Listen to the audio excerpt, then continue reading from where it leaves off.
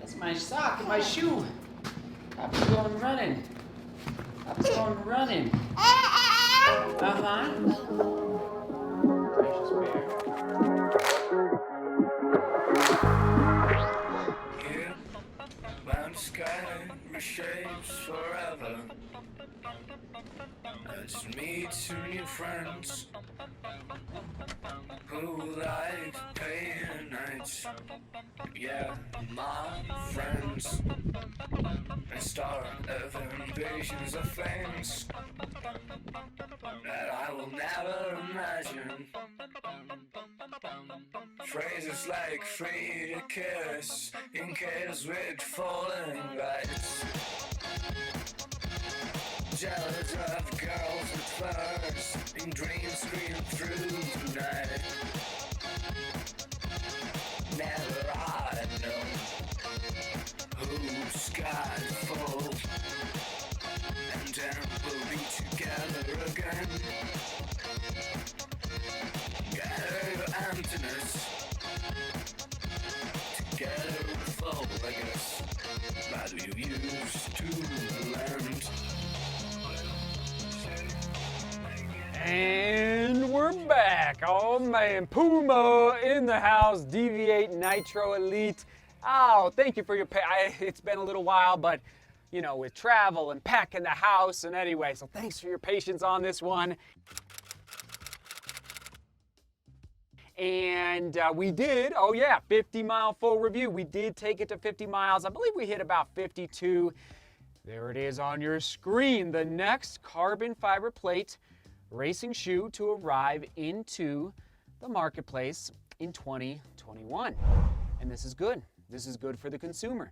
This is good for you, the runners. This is good for keeping the big dogs in check a little bit, okay? I'll just say it. Adidas, Nike, I'd even say at this point kind of, definitely, New Balance, but Hoka even, they keep growing, and it's like, I'm going to say Puma is a little bit on the outskirts with respect to the marathon running shoe scene.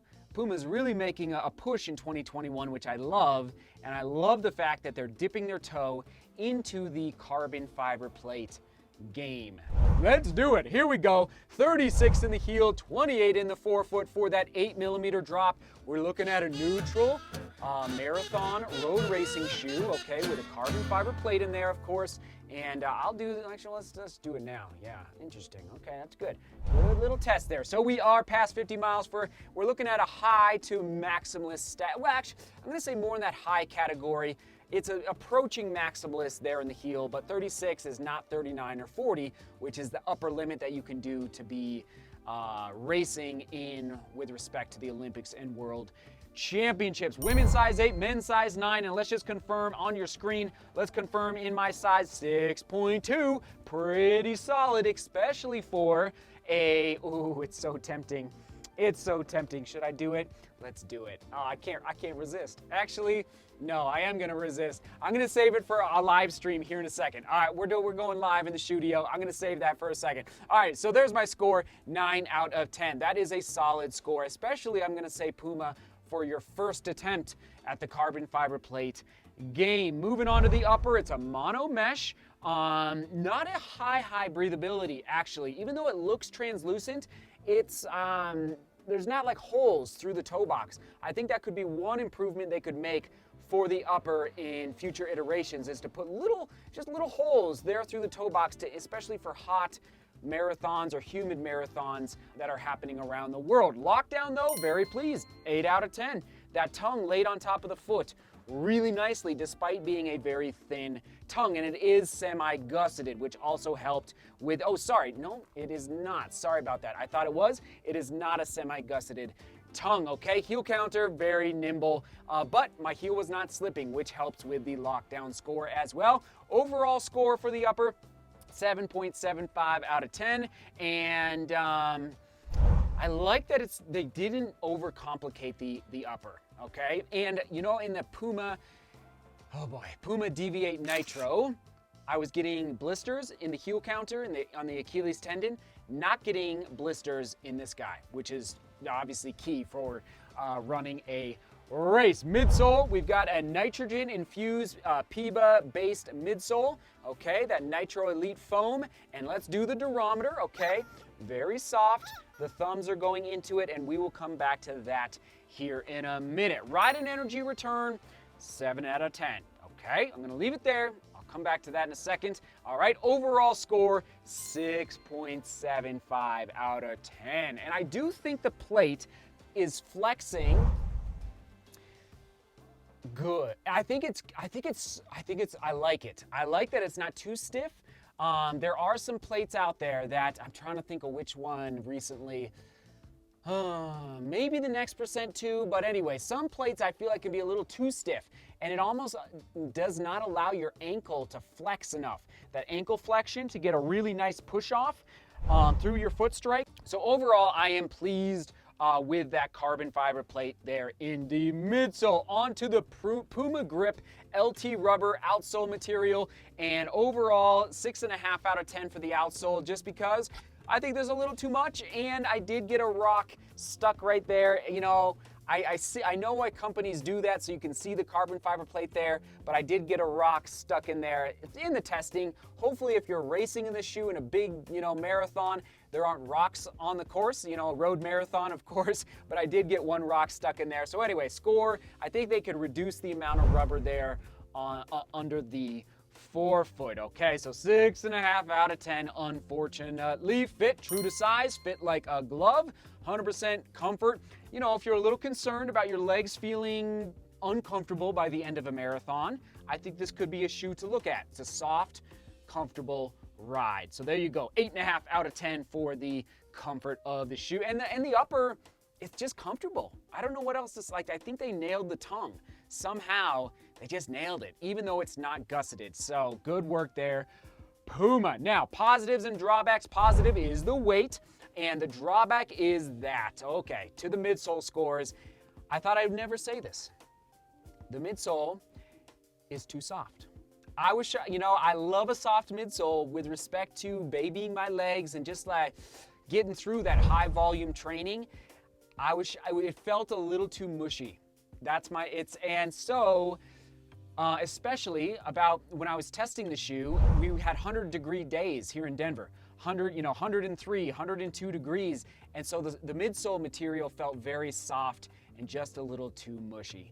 It's sad, but I'm excited, Puma. I'm very excited, but I think the midsole, the durometer, it's like my thumbs are just going into it too easily. So I think we need to make just a little more firm there. So that impacted the ride and energy return, of course. Okay, so durability prediction, 250, maybe, 6.5 out of 10. How I use this shoe, who's the best for? You like that soft ride, okay? Yeah, soft ride. And how would I use it? I mean, I would almost, I don't know.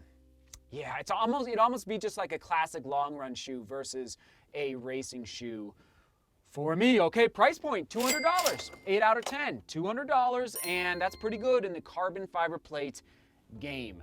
That's solid. All right, Puma, if it would have been $225, that score would have dropped pretty quickly, but 8 out of 10.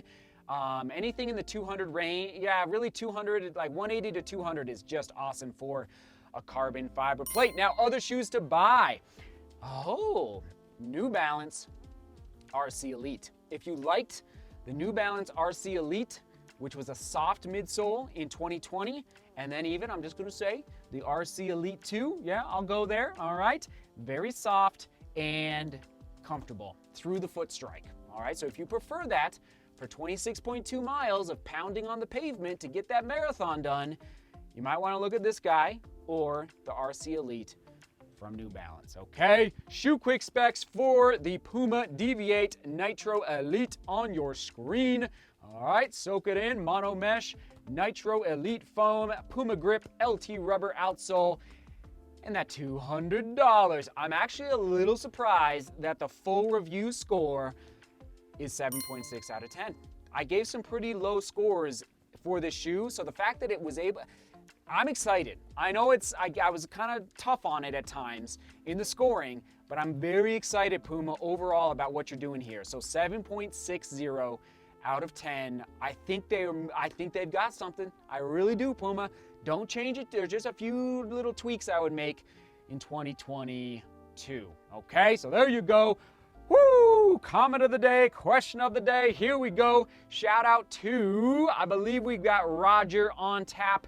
Roger, this is coming from, not from YouTube, from Strava. Thank you, Roger, for following my training on Strava. He says, looking forward to your review, Seth. And that's when I was testing this shoe out. I have the Liberate and Deviate, not the Elite. And the Liberate is great and comfortable, but the Deviate rubs my right heel no matter how I get my foot locked in. And so, Roger, it's happening on both. Yeah, I actually, it's happening on both of my, it happened on both of my Achilles tendons as well in the Deviate Nitro. I tried 2 runs, but I've had to give in with the Deviate. I had the same problem with the Nike Turbo.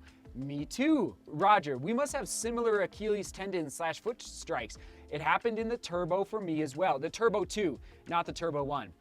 Which the Puma is very much like. The cushioning in the heel is only slightly more in the Liberate than the Deviate, so I'm quite surprised it's causing sore rubbing. Roger, you get the comment of the day just because it connects so well and I think brings value to DGR Strong out there. Okay, question of the day.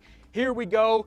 Outside of running, what sport at the Olympic are you most interested in following? You know, whether it's badminton or isn't there like, well, soccer, basketball. I mean, there's just an endless amount of sports now at the Olympics. So, or ping pong, table tennis, I guess it's called. That's the question of the day. Thanks for being here. 50 Mile full review. We will toss it to. We don't even have a Puma playlist on the channel yet because I've only done, I haven't done many Puma shoes. So we'll toss it to, you know what, we'll go, oh man, we'll go Marathon Matrix from 2020. Marathon Racing Shoe Matrix from 2020, okay? In case you want to score some deals from Marathon Racing Shoes last year. Right there, right there, right there. All right, onward and upward. Seek beauty, work hard, and love each other. See you tomorrow.